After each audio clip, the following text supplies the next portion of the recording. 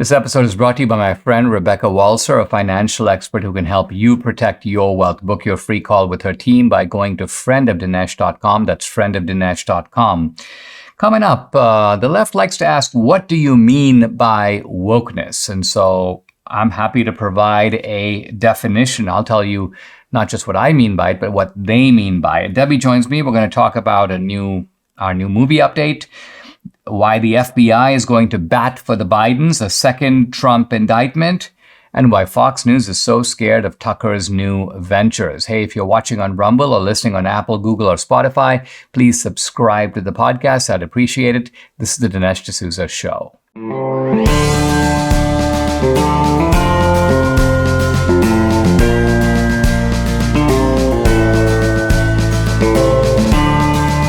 America needs this voice. The times are crazy. In a time of confusion, division, and lies, we need a brave voice of reason, understanding, and truth. This is the Dinesh D'Souza Podcast.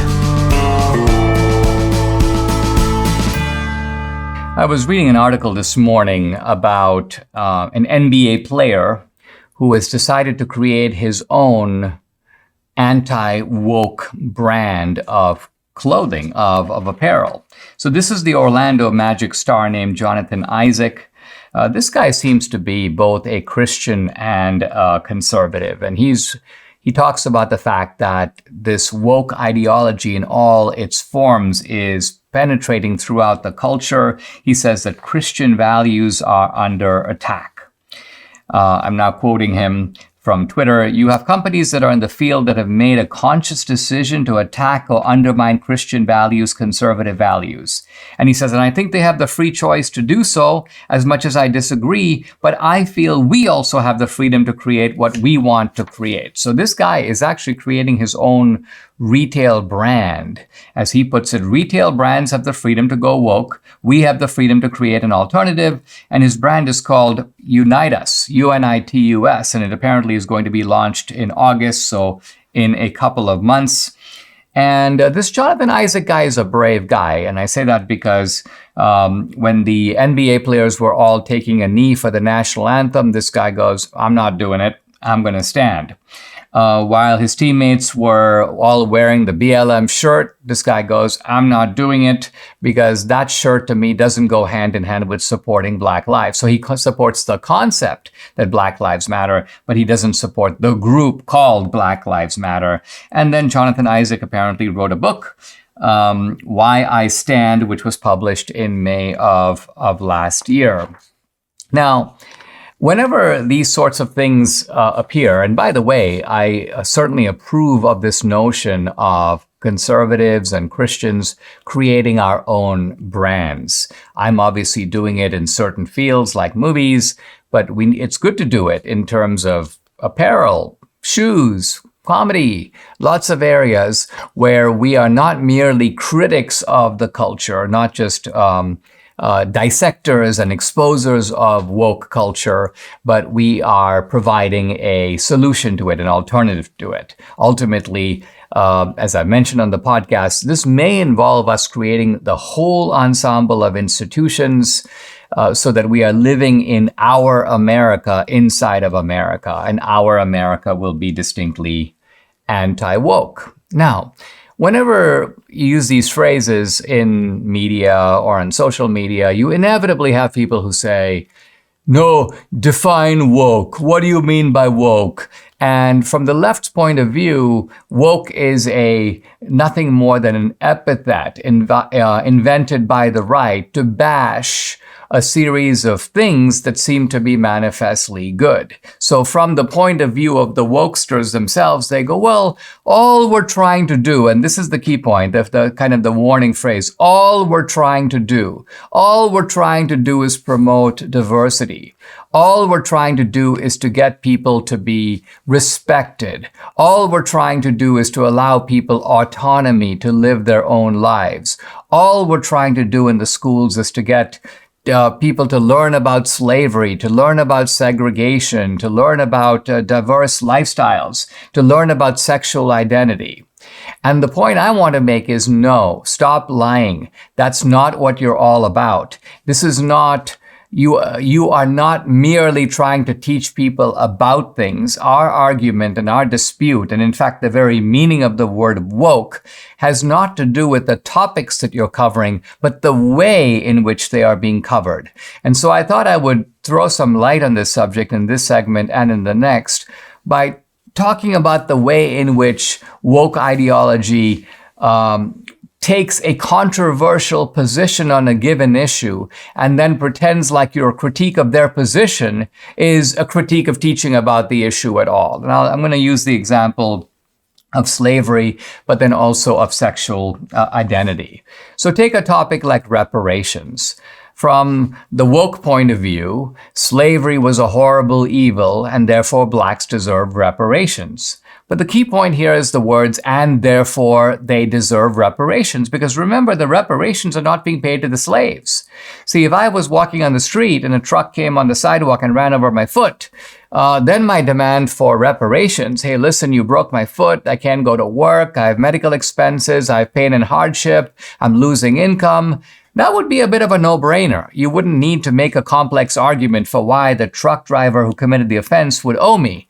But let's say, for example, that my son or daughter or grandson or great-grandson goes to the great-grandson of the truck driver and says, hey, listen, I've heard about this incident that occurred 30 years ago or 50 years ago or 150 years ago. Now you pay me. Now you who haven't wronged me in any way nevertheless inherit the offenses of your forefathers. And not to mention the fact that with reparations, we don't make any distinctions. No one is showing that the whites who have to pay were actually descendants of slave owners. No one is showing that the blacks who receive reparations were actually descended from slaves. They could have come from the Caribbean later. They could be later immigrants who happened to be black, or they could have been part of the free black population that never was enslaved from the very beginning of the country's history.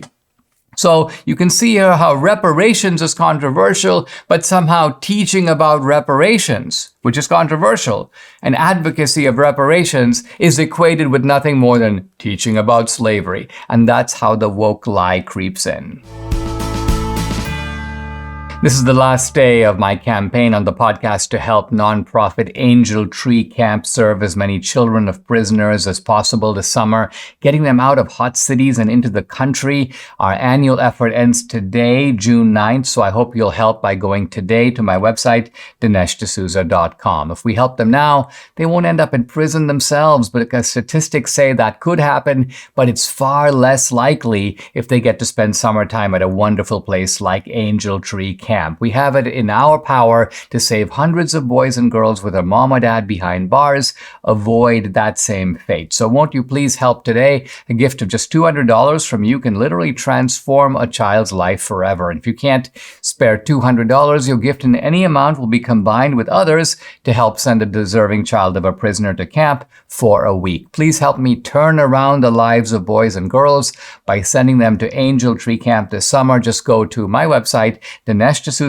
click on the Angel Tree Camp banner, or phone your gift to 888-206-2801. The number again, 888-206-2801. Our campaign ends today, so now it's your turn. Simply go to DineshD'Souza.com, click on the Angel Tree Camp banner to help change a child's life in a very positive way today. I'm talking about the way in which the woke activists, first of all, pretend like there's nothing distinctive about their own ideology, there's nothing controversial about it. They are merely teaching about facts like slavery, facts like segregation. Well, let me ask you this.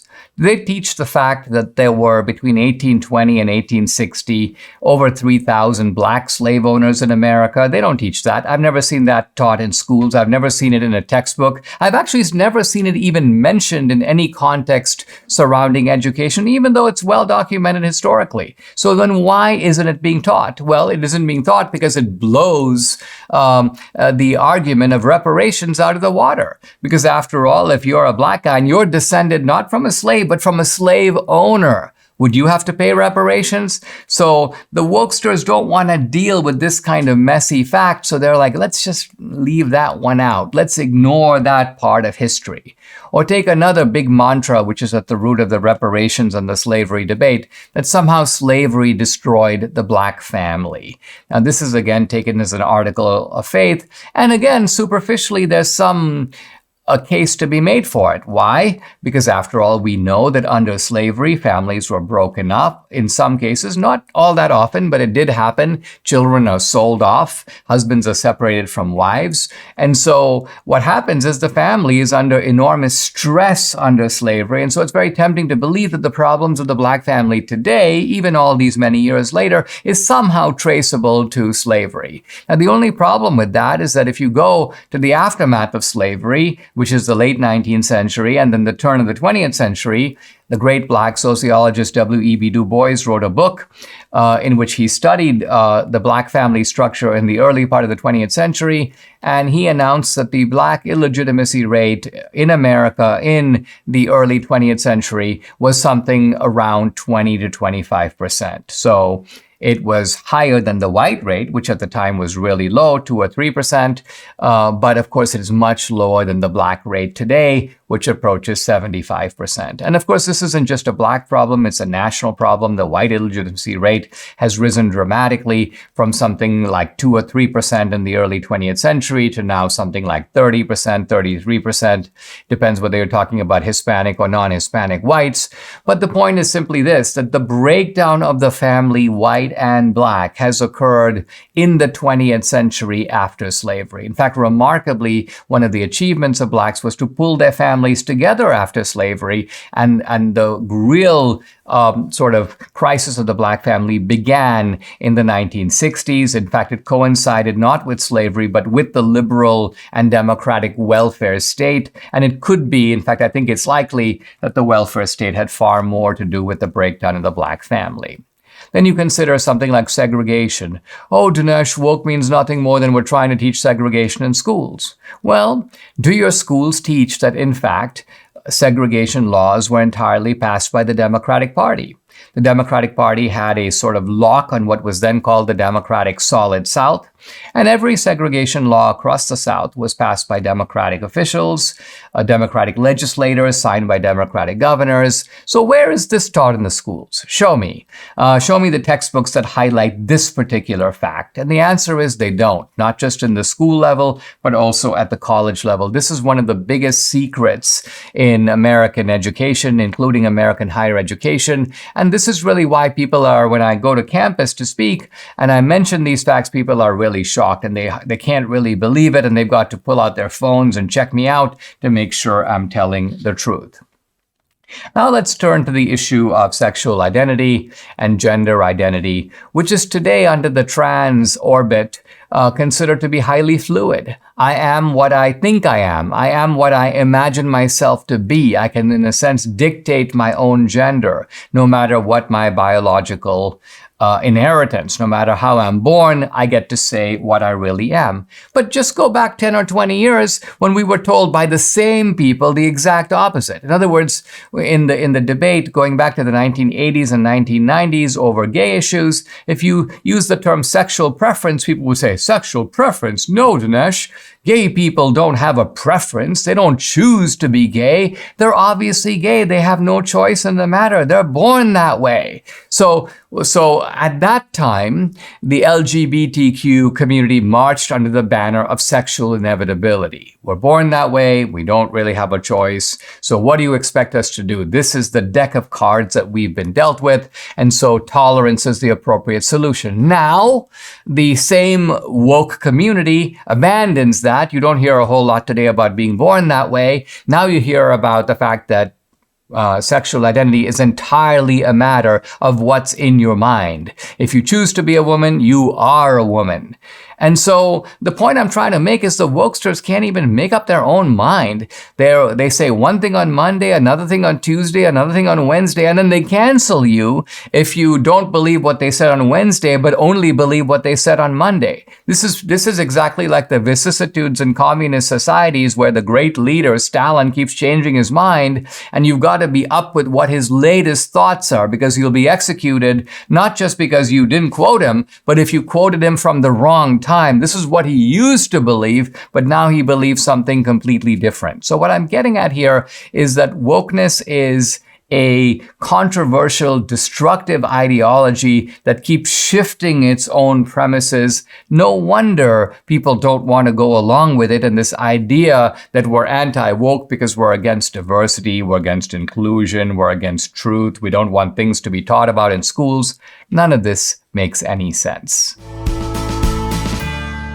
Debbie and I made a New Year's resolution to lose weight, and thankfully PhD weight loss came to the rescue. Debbie has already lost 22 pounds, just a couple more to go, and I'm now on maintenance, having lost a total of 27 pounds. Wow. The program is based on science and nutrition, no injections, no pills, no long hours in the gym, no severe calorie restriction, just good, sound, scientifically proven nutrition. It's so simple. They make it easy by providing 80% of your food at no additional cost. They tell you when and what to eat, and guess what? You can do this without ever being hungry. The founder, Dr. Ashley Lucas, has her PhD in chronic disease and sports nutrition. She's also a registered dietitian. She helps people to lose weight and, most important, maintain that weight loss for life. So are you ready? If you're ready to take the step of losing weight like Debbie and I have, call PhD Weight Loss and Nutrition. Here's the number. Write it down, 864-644-1900, or find them online at myphdweightloss.com. The number again to call, 864-644-1900. It's time. Debbie and I here for our Friday roundup. And in fact, we've been in a pretty intense period of filmmaking, and we thought we'd give you a little bit of a look behind the sausage making process that goes into making a movie. So how do we get started on these projects? I mean, this is film number 7. 7 or 8? 7. Well, if we count our feature film, I think it's 8, but 7. But 7 documentaries. Yeah, you always lose track, kind of like you do with books. Like, how many books have you done? Oh, 18. And clearly you've done more than 20, probably 20, probably 25 books at this point. No, I haven't written 25 books. Yeah. But I have written quite a few. But the films they're different kind of, because they're a team effort. You know, a book, of course, I'm more like a hermit. I hunker down. I mean, I'll sometimes have a research assistant, but by and large, a book is driven by a single vision, and it's done in isolation, the writing process. But a movie is a collaborative enterprise. Yeah. And so we hatch an idea, we try to make it as timely and important as possible, because we have to get people to get out, get in their car, go to the theater, watch the film, or download it. But I mean, this is something that takes time and effort. And so what we want to do is get to what people are really concerned about, and then dive in so that we're able to get not only new information, but present it in a new way, help people to see things in a fresh light, and also motivate them. So we're always trying to motivate our side and inspire our side, but also persuade people who are more to the middle, people who are undecided, don't know a lot about it. And so we've talked about our 4 shoots. We did a New York shoot. Yeah, I'm just taking something off your face. It's like a little hair. Uh-oh. Sorry. a runaway. A little runaway. Anyway. Well, you know what I think funny though about movies, and this is also true when you're in the hospital. In the movie, when you're interviewing someone, some sound guy or some producer will walk up to you and start, tweaking your ears or combing your hair. And I remember Christopher Hitchens used to say in the hospital when he was dying of throat cancer, he goes, in hospitals, people feel free to come up to you and start poking your sides or feeling your neck. Yes, your pulse. Are you still alive? Yes, you are. Okay. Yes, you are. Okay, fine. Okay, so back to the movie. Yeah. You were talking about. So our first shoot was in New York, right? In New York. New York City, which, my goodness, so glad that we did it then and not now because of the air quality. I mean, Oh, have you gosh. seen video and footage of the orange sky in New York I mean, right to now? be honest, if we filmed it, people would think it's the apocalypse. They would have thought that. Yes, I mean, it would have been very unsafe. Not to mention they've done a ground stop there because flights can't come in. At least LaGuardia has. Yeah. But anyway, so the shoot in New York was really interesting. But one of the funny things, I think the funniest thing about filming in New York, and you have a fascination with New York, which I do not understand. Sorry, New Yorkers. I just really, I'm, Well, it's very iconic. And from a very film point of iconic. view, I get it's, it. But here's the thing. So you're filming, right? And all of a sudden you hear sirens. Woo, woo, just lots of sirens, honking, just a lot of noise. And of course, the director gets really annoyed, stops the filming process. And I'm like, guys, if you're filming in New York, don't you think that this is going to just continue? You cannot stop every time you hear a horn or a siren or somebody screaming. I mean, police sirens are like the soundtrack of New York. Oh And my so, gosh. So, yeah. but that's a good point. Then our second shoot was Washington, D.C. Yes, DC. A whole different ambiance. And we had a very successful shoot in D.C. D.C. has a different feel than New York. Little different, yeah. And by and large, it's a little tricky in D.C. because, of course, everything is under surveillance. And if you walk around with the sophisticated... I'm sure we were under surveillance. I would not be entirely surprised. Then we did a whole shoot for a week or so in Texas, and that's closer to home base for us. In our area. We were able to do a number of the movie recreations where we're able to vividly recreate events so that you're not only hearing about something, you're actually seeing it. And then we did a shoot in Florida, which was really cool. In fact, which fun. involved Dan Bongino, who is partnering with us on this project, which we're really excited about. So in any event, this is a film we're going to release in the fall. We're kind of slating it for October, but wanted to give you a little bit of a behind the scenes. And of everybody will get a little bit more and a little bit more as we get closer. We don't want to spill the beans quite yet. But you'll get to know soon enough. Well, that's why we've been focusing more on the process than on the result. Debt ceiling crisis has come to a head. The administration is doing its best to force more government spending. They've reached a settlement to get the deal done for now, but our national debt continues to skyrocket. How are you protecting your savings? Times like these are when concerned savers like me turn to gold. And I, like thousands of similar-minded people, buy my gold from Birch Gold. Here's an easy way to do it. Birch Gold will help you convert an existing IRA or 401k into an IRA in gold. You don't pay a penny out of pocket. Now, as the BRICS group, this is Brazil, Russia, China, India, and South Africa, band together against the dollar, more and more central banks are diversifying. And you know what they're buying? Gold. Follow their lead. Get started by texting Dinesh to 989898 for your free information kit on gold. There's no obligation, just information. Birch Gold has an A+ rating with the Better Business Bureau. Thousands of happy customers. Birch Gold can help protect your savings too. So get started. Text Dinesh to 989898 today. So the latest development in the Biden bribery scheme is that Christopher Wray, the FBI director, has given in. He was facing a contempt of Congress charge and a vote on Thursday. So I think in order to head that off and avoid that, and I spelled out the implications of that on the podcast a couple of days ago, Christopher Wray has basically said, I'll give you the document. So the House Oversight Committee will now get the whistleblower documents that point to a $5 million bribery scandal involving Joe Biden. This is actually, I think, overall a very good development. But there are some disheartening facts that have come to light, one of which is they've known about this for a long time. Not only that, but I think I mentioned to you the other day that Trump was impeached for trying to reveal the high crimes of the then Vice President Joe Biden. Right.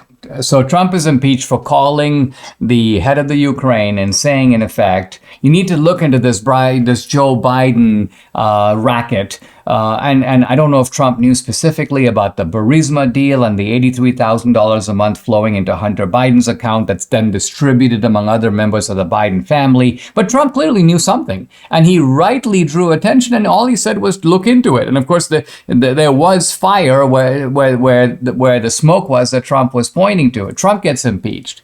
Meanwhile, and the significant thing about this, so the FBI had this information since 2017. March of 2017. So they've had this information through the entire Trump presidency, basically. Remember, Trump took office in January of 2017. He was elected in November of 16. Yeah. Well, I'm wondering, though, if all of this impeachment stuff that started happening soon after that happened to shut him up, to keep this hidden from the Americans. And think about the implications. What we're saying is that it was, in a sense, Trump's own Justice Department overseeing Trump's own FBI that is working against Trump and working in favor of the Democrats and covering up their corruption. It's like a bad movie. It really is. And I've told you before, it goes to the heart of the matter that we are supposed to be a free country. These types of tactics that third world dictators should not happen in America. They just shouldn't. And they did.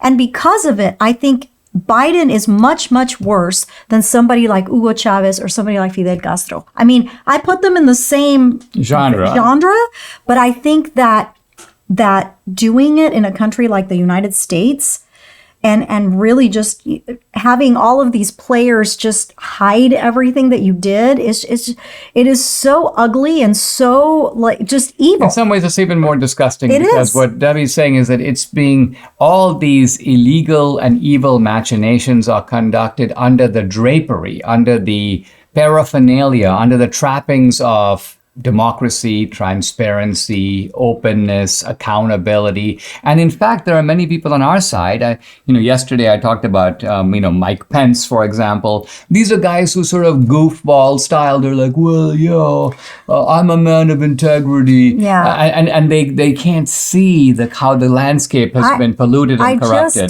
That's what I don't understand is I cannot understand how we as Republicans cannot see the evil being perpetrated on our country by these players and just saying, you know what, we're just not going to play their game. We're just going to let it be. That is not a solution. I'm sorry, but that's the reason we are where we are. You let them get away with the heist and guess what? They're going to keep doing it. The guys like Pence are making a confusion between we won't be like them. Nobody's asking you to be like them. Nobody's asking you to be like Biden and start taking bribes yourself. What we're saying is you need to be more like the cop that takes on the robber. Now notice that robbers come with guns and truncheons, and so do cops. You can, it's no objection to say, wait a minute, the policeman is using the same kind of force as the criminal. Of course he is. That's the way you stop the criminal. He has to. So this is what it seems that I wouldn't even say a majority, because I think the Republican base understands exactly what we're talking about. They're nodding their head in agreement right now. In a way, that is why Trump has such an allegiance by some conservatives, because they go, he's the only one that has ever called out the evil being perpetrated on our country. He's the only one that stands in the way of them getting their way and them not getting their way. If you listen to other Republicans, and I don't want to just focus on the presidential candidates, but good guys like Rubio and so on, they still speak in that kind of politician language. We are going to investigate. We're going to get to the bottom of this. You don't get that kind of full disclosure of, wow, I'm dealing with some absolute criminals here, and I have to. We are in a little bit of a national emergency, and our actions need to be commensurate with that. So, and let's start the impeachment process ASAP. I gotta say, when it comes to towels, nothing compares to MyPillow towels. Mike Lindell has really hit a home run with his towels. Imagine having a towel that actually dries you. It actually works. Now, the MyPillow towels are soft to the touch without the lotiony feel. They have proprietary technology, which makes them highly absorbent. Other towels feel good but don't absorb. MyPillow towels are available in multiple styles and sizes. They're made with USA cotton 100%. They're machine washable and durable. 10-year warranty, 60-day money-back guarantee. And the best part, Mike is running a flash sale on the My Towels 6-piece set for $25 with promo code Dinesh. The towels are regularly $99.98, so it's an amazing offer, which includes 2 bath towels, 2 hand towels, and 2 washcloths. So take advantage. Call 800-876-0227. The number again, 800-876-0227, or go to mypillow.com. Don't forget to use the promo code DINESH. Dinesh. We've been talking about the corruption and crimes of Joe Biden and his family, and yet, guess what? The man facing indictment is not Biden, but Trump. And this pileup on Trump is just unbelievable, right? They start out with this ridiculous New York case, sort of regurgitating the Stormy Daniels accusation, trying to get Trump not for the relationship with Daniels, but basically for altering his own business documents in paying off Daniels through his lawyer, Michael Cohen. Then the second indictment over the Mar-a-Lago raid and the classified documents. And yet, here's Biden, who has the classified documents also. Not to mention none, and I mean none, of the things that Trump is accused of doing pale in comparison to what Biden did.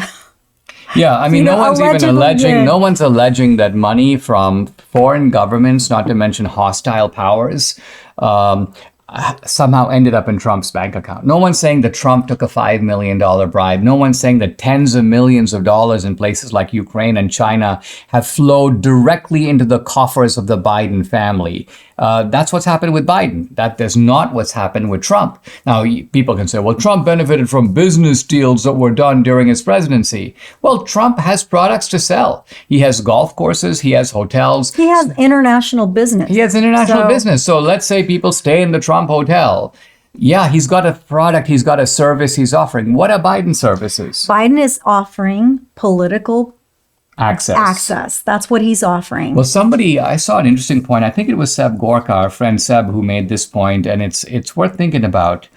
Seb goes, well, interestingly, as vice president, Biden didn't have anything really to sell either, but somebody else did, Obama. Obama's the president, right? The vice president does not have a lot of policy-making authority. So Seb says, could it be that the Biden sale was really, Biden himself was a kind of a middleman, that this was a deal involving Obama, because Obama would have to go along with it. You know what? Nothing. Nothing's been surprising. That Obama is involved in surprises me, okay? Nothing. And yet, isn't it like a signature move of Obama's? It totally where is. He's not directly involved. He's like the person that, farts or passes gas and then walks away. Well, not only walks away, but walks away holding his nose and pointing at some other guy. Hey, who did that? Yeah, you did that. You're going to be held. I cannot believe I made that analogy. Well, it's but quite that an is analogy. kind of like, right? But he does. It's like he gets away with everything. But so the only thing I can think of with the Bidens is that, yes, I think that it was a wink moment with Obama. But I also think that it was also a way for Biden to get really rich. Yeah, these are political guys who haven't made money any other way. I mean, think about it. Not just Biden, but it was someone. I don't remember if it was Marjorie Taylor Greene or somebody else was saying there's really not a single member of the Biden cabinet who has made something of themselves in the private sector. Not one of them. Mm-mm. And they claim all this regulatory authority, like we're experts on this, we're experts on that. Well, you're not an expert in the sense that you're not an expert on food in the sense that you grew food. You're not an expert on drugs in the sense that you're a doctor. But he takes drugs. What they mean is I've been in the regulatory apparatus of drugs and food all my life. So this is what these people do. They're lifelong bureaucrats. Because his son Hunter is a crack expert. Well, this, okay. I suppose there is a kind of expertise that is firsthand. Yes. And so that's all Yeah. true. Well, now coming back to the case against Trump, I mean, these cases seem so weak.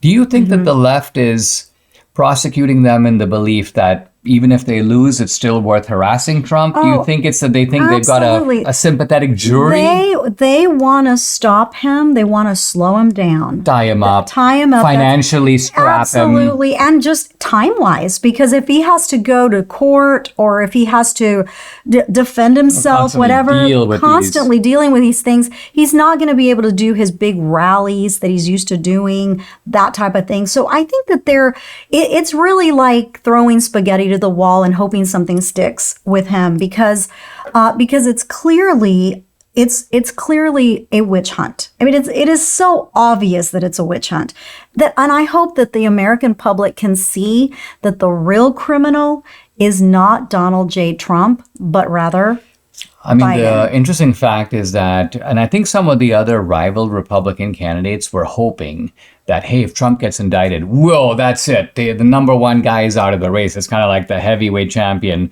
is now forced to step out, and this creates opportunity for everybody else. But interestingly, it looks like the Republican base is now completely, woke in a different way. It's like we are alerted to the fact that this is a big scam. See, if the left had something really big on Trump, they would have put it out there. Yeah, that's why they're doing so many different things. It's like, oh, wait, this didn't work. Oh, let's do this one. Oh, that didn't work. Let's do that. Let's bring back Mar-a-Lago. It's crazy. It really is. And then one more case to come, maybe at the end of July or early August. Trump interfered with the Georgia count. No, he didn't. Yeah, that too. Trump honestly believed that he won Georgia. He was calling the Secretary of State, get to the bottom of it. And that phone call is now somehow supposed to be transmuted by some legal clever steps into election manipulation. If aches and pains are your problem, Relief Factor is your solution. Debbie and I started taking Relief Factor a couple of years ago. The difference we've seen in our joints, nothing short of amazing. Aches and pains are totally gone thanks to this 100% drug-free solution called Relief Factor. Now, how does it work? Relief Factor supports your body's fight against inflammation. That's the source of aches and pains. The vast majority of people who try Relief Factor order more because it works for them. Debbie's been able to do now exercises that for several years she wasn't able to do. Relief Factor has been a big game changer for her aunt, other members of our family, Mike here in the studio, and for many other people. You too can benefit. Try it for yourself. Order the 3-week quick start for the discounted price of just $19.95. Go to relieffactor.com or call 800-4-RELIEF to find out more about this offer. The number again, 800-4-RELIEF, or go to relieffactor.com. Feel the difference. Tucker Carlson created quite a sensation a couple of days ago. He did kind of the first episode of his new show. It's very different than his show on Fox. In fact, it's a much simpler, I won't call it low budget per se, but it was basically Tucker. And the focus was on Ukraine, and this was released on Twitter. Now, it got a giant amount of views on Twitter, in part because Tucker's been silent for a while, and now he kind of comes out the gate with his first salvo. But apparently some people at Fox were not happy about this. They were not happy. In fact, they sent a letter to his lawyers saying that he was in breach of his contract agreement. So basically saying that that they expressly reserve all rights and remedies which are available to it at a law or equity, meaning that he is not allowed to talk about pretty much anything, do any social media, do any streaming platform, anything. Now, normally when you join a radio network, a TV network, you do sign certain types of exclusivity contracts, but they typically have to do with competition. So, for example, if you're working for a network, you can't go work for a rival network. But that doesn't mean you can't publish a book. It doesn't mean you can't post on social media. But apparently the Fox people are claiming that Tucker's exclusivity was so exclusive that Tucker can't even release 10-minute segments on Twitter. My only problem with this, it's one thing if Tucker is the one that walked away from Fox, but that's not really what apparently happened, right? They fired him.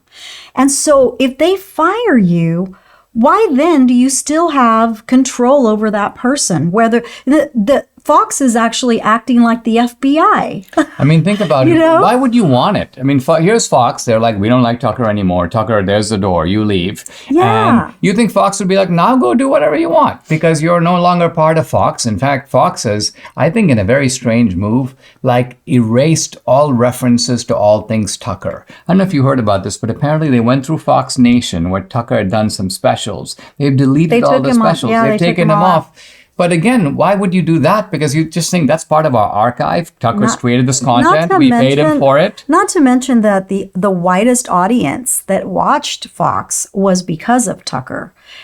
So they seem to disregard that matter as well. I don't know. There has been some reporting, I don't know of what veracity, that Tucker was told by a member of the Fox board that Fox had made some kind of deal with Dominion to get rid of Tucker. Now, again, I don't know if this is even true. I'm seeing it sort of third hand. Axios is reporting that Tucker was told by a member of the Fox board this. So we don't know if that's part of what's going on, but I think it is pretty remarkable that having gotten rid of Tucker, Fox is still trying to control him. It's almost like they're trying to say, and there's in fact a line to the effect that Fox wants Tucker to be sidelined or quiet until 2025. I wonder why. Because Tucker can do the most damage in the election cycle. So they want him completely out of this election cycle. I mean, Bongino has left Fox. And so you're beginning to see, I think, it's almost as if Fox is doing something that we don't do, which is that they have fully taken sides in the Republican primary. They've decided, okay, we're going to go all in for DeSantis, and we're going to go all out against Trump. And part of that is not merely restricting Trump on the platform, but restricting people who are perceived as Trump. I don't see. Well, I don't think Tucker was a huge fan of Trump. Tucker, I think, was a MAGA kind of guy, but he did say some things that were critical of Trump in his texts, and that came out in the Dominion discovery process. Yeah. But it's very strange that they have that much fear of one man. What does I think this say? gets to this is the core of the matter, and that is that we are seeing a shift away from traditional TV media and even from traditional print media. So if you want to know why these print media people are so vituperative, so vicious, and why there's a similar viciousness on the part of TV, is that people's habits are shifting. I mean, Twitter is becoming a place where you can watch shows. In fact, we need to give some thought, we do link to the podcast on Twitter, so you can watch it. But by and large, when you click on it, you're getting the Rumble link and you're watching on Rumble. Right. But the point I'm trying to make is that Elon Musk is creating ways in which content creators can create content and have subscription-driven content. And I don't know if that is demographic, if it's young people turning to these types of media rather than our generation and older people that still like to watch TV, because I still prefer TV. But that's just me. But Fox might be seeing that in the key advertising demographics, which are basically the 20-somethings, 30-somethings, and 40-somethings, the ground is moving away from them. And so they're doing like a wounded animal. They're striking out to try to shut down people like Tucker because they could help accelerate the shift toward new media. Right. Debbie and I started eating better this year. We've lost weight, but foods we can't seem to get enough of, and it's a requirement, are veggies and fiber. Now, there's no better way to get all your fruits and veggies plus fiber than with Balance of Nature. Balance of Nature Fiber and Spice right here is a proprietary blend of 12 spices for digestive health. The intense flavors and deep colors of spices are the most condensed whole food source of phytonutrition available. It's recommended to be paired with their star product, fruits and veggies in a capsule. So easy. Select the whole health system for the best price. Start your journey to better health right now. Take advantage of Balance of Nature's offer, $25 off plus free fiber and spice with your first preferred order of fruits and veggies when you use discount code AMERICA. The offer can end at any time, so act now. Call 800-246-8751. That's 800-246-8751, or go to balanceofnature.com. Use discount code AMERICA. I've been talking about the hidden psychological motives of skepticism and atheism, and making the point that these ideologies, these ways of thinking are appealing because they help people to avoid moral accountability. And Christianity, I want to emphasize, is in fact a religion that demands a certain degree of moral accountability. Now, some people say, well, no, Dinesh, Christianity is about love, it's about forgiveness, it's about, well, it is, but let's remember that the love and forgiveness are temporal, which is to say that they apply to this life, and they're also, to a point, conditional. Christian forgiveness stops at the gates of hell, and hell is an essential part of the Christian scheme. So while the Gospels talk about the good news, the books also contain a lot of warning messages to prepare us for ultimate judgment. There is a reckoning, and Scripture says that many people are extremely eager to avoid that reckoning. Listen to this, John 3:20. Everyone who does evil hates the light and will not come into the light for fear that his deeds will be exposed. So right here you have the heart of what I've been trying to show, which is that if you don't like the light, you're going to want to deny its existence. You're going to want to say, hey, no, darkness is all we have. We have to live in the darkness because that's all there is. And you're not making an objective statement about reality. You're making a psychological statement about the way you want things to be. So the point here is not that atheists are evil people, that they do more evil than everybody else. My point is that atheism provides a kind of hiding place for those who don't want to acknowledge and repent of their sins. I remember, I guess a couple decades ago, I read a powerful essay by the Czech Nobel laureate, and his name is Czeslaw Milosz. And the essay was called The Discreet Charm of Nihilism. What an interesting title. Nihilism itself has a certain kind of charm. Now, what does he argue? He argues that in order to escape from an eternal fate in which our sins are punished, man seeks to free himself from religion. And now the quote, a true opium of the people is a belief in nothingness after death. The huge solace of thinking that for our betrayals, greed, cowardice, murders, we are not going to be judged.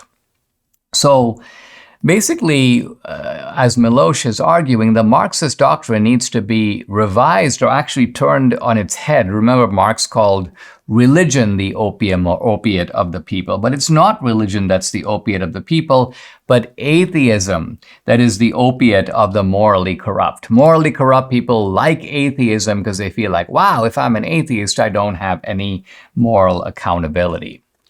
If you want to live a degenerate life, well, God is your mortal enemy. He represents a lethal danger to your selfishness, greed, lechery, hatred. It's in your interest to despise him and do whatever you can to rid the universe of his presence. And so there are powerful attractions to living in a God-free world. In such a world, we can model ourselves on Milton's Satan, or at least on one of the junior devils in Paradise Lost. This is Belial, who was, as Milton puts it, quote, to vice industrious, but to nobler deeds timorous and slothful. So this is a guy who takes pleasure in vice and is very lazy when it comes to doing good deeds. And that's how many people are. And these are the people who are attracted to atheism because it gives them a certain kind of moral cover or amoral cover for doing that. Think about it. If God does not exist, the 7 deadly sins are not terrors to be overcome, but, well, temptations to be enjoyed. And death, which was previously viewed as a justification for morality, now becomes a justification for immorality. Now, interestingly, the philosopher who understood all this was Nietzsche.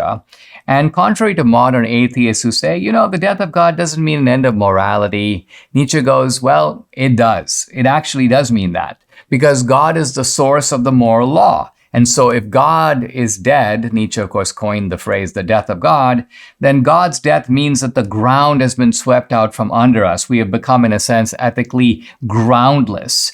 And there is no more refuge to be taken in appeals to dignity, equality, compassion, and all the rest. Because all that we have is the abyss not just of God, but of morality. But unlike some other Victorians who saw things Nietzsche's way, but were worried by it, terrified by it. Matthew Arnold wrote his famous poem Dover Beach about the receding sea of faith. Nietzsche welcomed the abyss. Nietzsche was, as he described himself, an immoralist. And he says that the good thing about an abyss is that it enables us for the first time to escape guilt. It vanquishes the dragon of obligation. It enables us to live, in Nietzsche's phrase, beyond good and evil. Morality is no longer given to us from above. It now becomes something we devise for ourselves. Morality requires a comprehensive remaking, what Nietzsche calls a transvaluation of values. And the old codes of thou shalt not are now replaced by I will. Subscribe to the Dinesh D'Souza podcast on Apple, Google, and Spotify, or watch on Rumble, YouTube, and SalemNow.com.